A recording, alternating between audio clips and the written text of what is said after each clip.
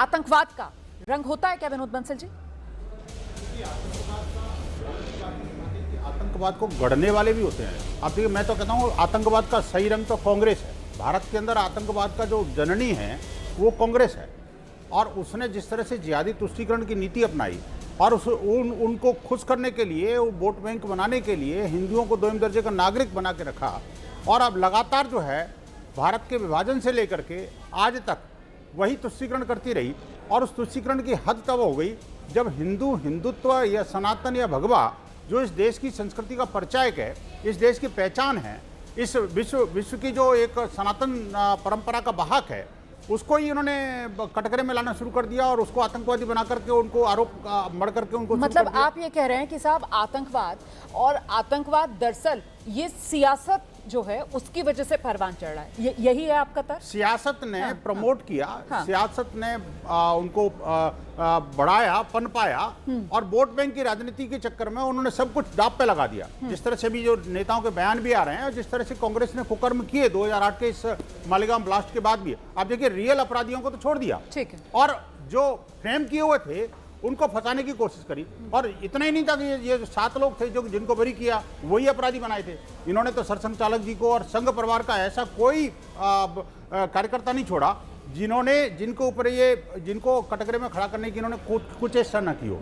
ये चीजें, सारी चीजें धीरे धीरे करके एक्सपोज हो रही हैं। अभी तो आई सामने। एटीएस के एक पूर्व अधिकारी थे, नाम महबूब मुजावर, मैंने शुक्रवार को उनसे बातचीत की थी यहाँ एबीपी न्यूज पर। उन्होंने खुद ये बताया था कि वो सर्विस में थे और उन पर तब एटीएस के अंदर ये दबाव बनाया जा रहा था कि तब जो सह कार्यवाह थे, सह संचालक थे मोहन भागवत, उनको गिरफ्तार करके लेकर आओ, उनको उठा कर लाओ, जबकि वो कह रहे थे कि उनके खिलाफ कोई सबूत नहीं था, लेकिन इस तरीके के दबाव थे। ठीक है, आप ये कह रहे हैं कि साहब सियासत है और दरअसल आतंकवाद का कोई रंग तो नहीं है, लेकिन सियासत जरूर ऐसी इस देश के अंदर हुई है जिसने अपने वोटों के चक्कर में और तुष्टीकरण की राजनीति के चक्कर में आतंकवाद को देश के अंदर पनपाया, पाला पोसा।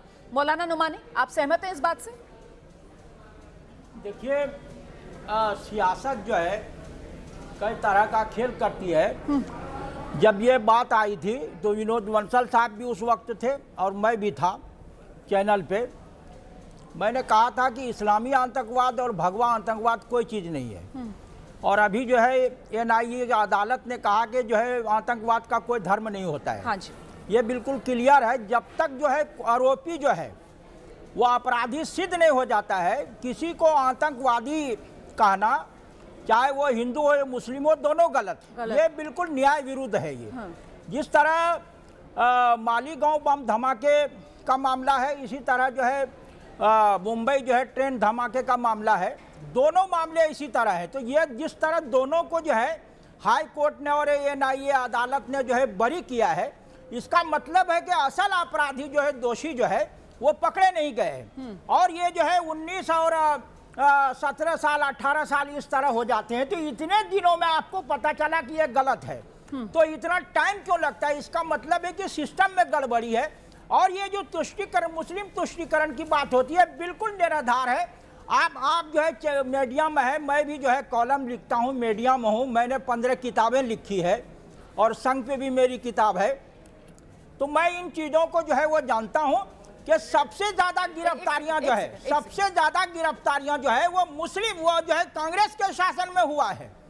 और इन लोगों ने इसको, आतंकवाद को जो है एक तरह हथियार के तौर पे कांग्रेस सरकार ने यूज किया है। तो ये आप ये देखेंगे जितनी ज्यादा गिरफ्तारियां हुई है, ठीक है, और ये भी जो जिस तरह के मामले हैं, जो 3 से लेके जो है 8 तक जो है, जो जालना मस्जिद का मामला है, या जो है वहाँ जो बम बनाते हुए लोग जो पकड़े गए, या मोहम्मदिया मस्जिद का मामला, या मक्का मस्जिद का अजमेर धमाका है, सब देखेंगे ये सब जो है वो कांग्रेस के जो है। तो आचार्य विक्रमादित्य, ये भगवा आतंकवाद, हरा आतंकवाद, मतलब समुदायों को एक दूसरे के सामने लाकर खड़ा करो, आतंकवाद को धर्म से जोड़ो, आतंकवाद का रंग बताओ, और ऐसे में अपना सियासी उल्लू सीधा करो। यही राजनीति होती आई है और उसी की भेंट आम आदमी चढ़ता रहा है।